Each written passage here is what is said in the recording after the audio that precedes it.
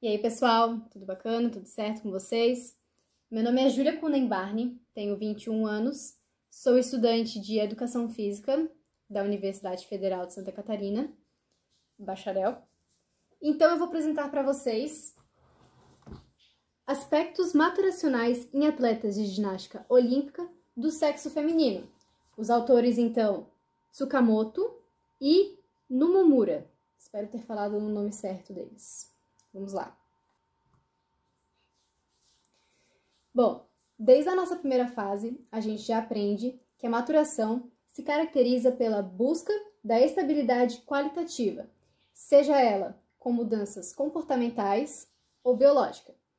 Isso ocorre de forma contínua, porém, ela pode ser dividida em períodos, que têm os seus picos, têm as suas ênfases. E isso varia de pessoa para pessoa, né? Estou me baseando através de Gallagher, certo? Matéria de crescimento e desenvolvimento humano, primeira fase. Usamos bastante esse autor. E como futuros professores profissionais de educação física, nós sabemos como é extremamente importante a prática de atividades físicas, especialmente durante a fase da infância, adolescência, contribuindo para o desenvolvimento físico, emocional, intelectual, social dos praticantes. Isso tudo promove para uma melhor qualidade de vida. A ginástica artística, então, é uma modalidade que a sua iniciação para atletas do sexo feminino começam lá pelos 6, 7 anos de idade. E a competição formal já começa a partir dos 10 anos de idade. Quando uma criança é submetida a altos níveis de treinamento de forma precoce, pode acabar acarretando na sua saúde, trazendo riscos e possíveis alterações do processo maturacional. Então eu já começo perguntando para vocês: será que a prática de ginástica artística na infância pode acarretar no seu crescimento? O artigo, então, procura fazer uma comparação de dados, né? São vários artigos explicando em um só, comparando esses dados em relação à maturação de meninas, atletas de ginástica artística, com meninas não praticantes de modalidades esportivas, ou então praticantes de outras modalidades esportivas. Então, é verificado e discutido essas diferenças maturacionais e também procurar ver qual que é a causa, quais são os motivos disso. Então, esse estudo foi feito especificamente para as meninas, que naturalmente costumam ter o seu estirão de crescimento a partir lá da idade dos 10, 11, 12 anos, uns 2 anos antes dos meninos. Esse estirão se caracteriza pelo intensivo aumento de dimensões. Então, tem muito essa relação entre a idade óssea com a massa muscular e a estatura. Então, foi relacionado vários estudos de artigos diferentes. Eu vou trazer algum deles, né, dar ênfase para alguns, e vou mostrar para vocês a relação desses estudos.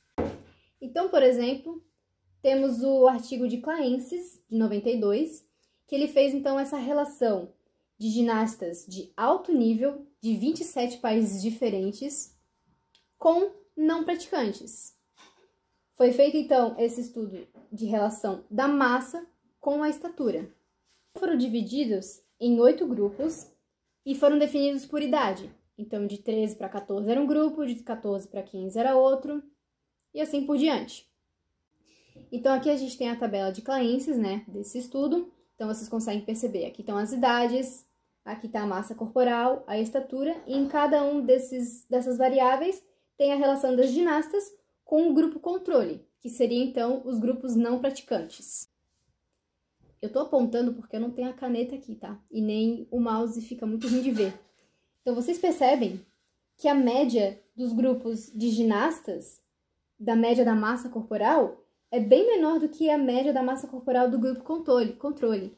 E assim também em questão de estatura, ó. As ginastas, por exemplo, uma ginasta de 15 anos tem 1,54 m, enquanto que o grupo controle, a média é de 1,63 m. Outros artigos também apresentados, por exemplo, de Malina, de 96, que fez também o mesmo esquema dessa tabela, relacionou atletas, ginastas, meninas, jovens, com não praticantes, também deu menos massa, menos estatura, porém um detalhe importante, é que apresentou padrões de maturação similares aos não praticantes.